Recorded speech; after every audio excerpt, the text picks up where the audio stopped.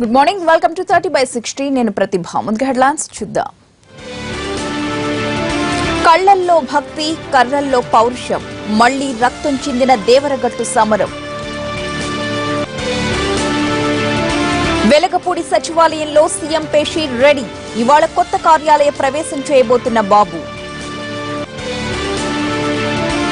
పెట్టుబడులే లక్ష్యంగా ఇవాల్టి నుంచి కేటీఆర్ అమెరికా టూర్. ఫార్మాసిటీ పరిశ్రమలపై అమెరికా ప్రతినిధులతో చర్చలు. పాలనా బాధ్యతలు చేపట్టిన పన్నీర్ సెల్వం. జయ కోలుకోవాలంటూ అభిమానుల పూజలు. హుద్హుద్ పీడకలకు నేటితో 2 ఏళ్లు. త్వరగానే తేరుకున్న విశాఖవాసులు.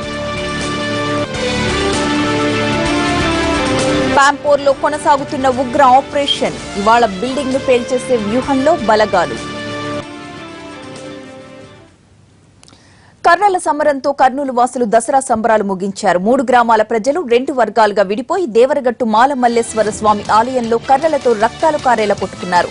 పోలీసులు అభ్యంతరం తెలిపినా తరతరాలుగా వస్తున్న ఆచారాన్ని పాటించి తీరాల్సిందేనని బన్నీ ఉత్సవాన్ని జరుపుకున్నారు.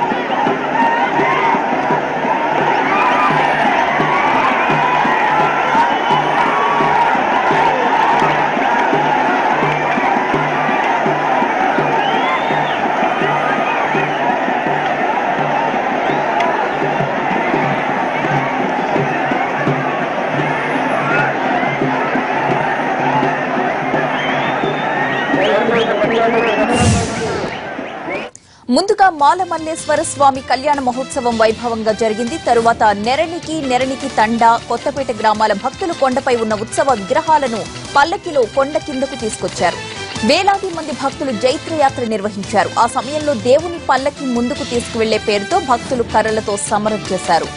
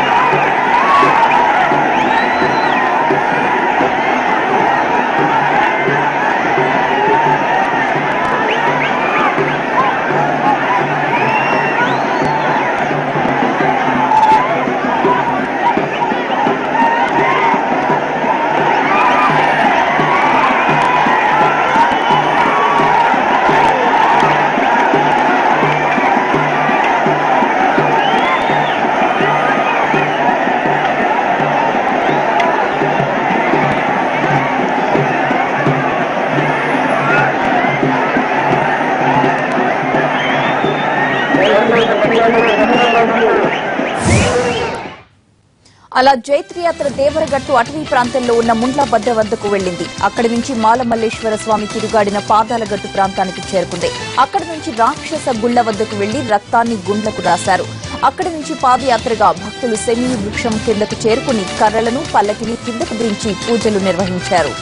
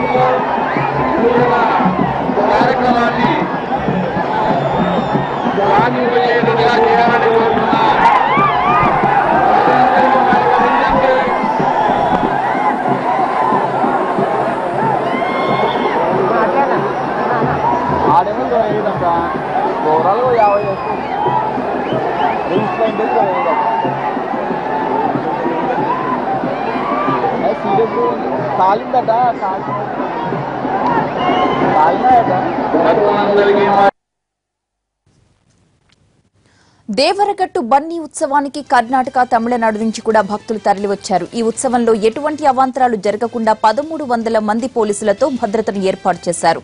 డ్రోన్ల సహాయంతో ఎప్పటికప్పుడు అక్కడి పరిస్థితిని సమీక్షించారు.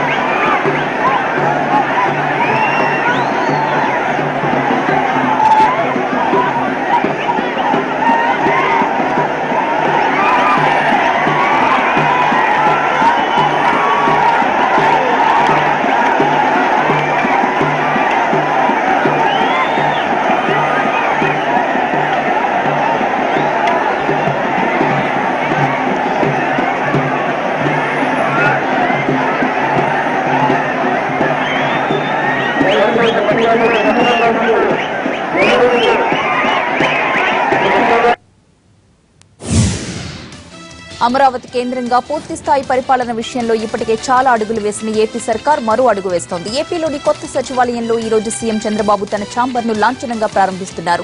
సీఎం ఛాంబర్తో పాటుగా సీఎంఓ సిబ్బందికి కావలసిన ఏర్పాట్లు కూడా దాదాపుగా పూర్తిగా వచ్చాయి. ఈ ఉదయం 8:09 ముహూర్తంగా నిర్ణయించారు. సుముహూర్తానికి పూజలు నిర్వహించడం ద్వారా వెలగపూడి సచివాలయం నుంచి కార్యకలాపాలు ప్రారంభిస్తారు. వీటితో పాటుగా సీఎం వ్యక్తిగత సిబ్బందికి, సీఎం పేషీ సిబ్బందికి కావలసిన ఛాంబర్లు, cabinet hall, meeting hall, command and control centres కూడా సిద్ధం చేస్తున్నారు. అయితే రేపు మంచి రోజు అయినందువల్ల అక్టోబర్ 12వ తేదీ రేపు ఉదయం 8:09 ముఖ్యమంత్రి గారు ఇక్కడ పూజలు చేస్తారు.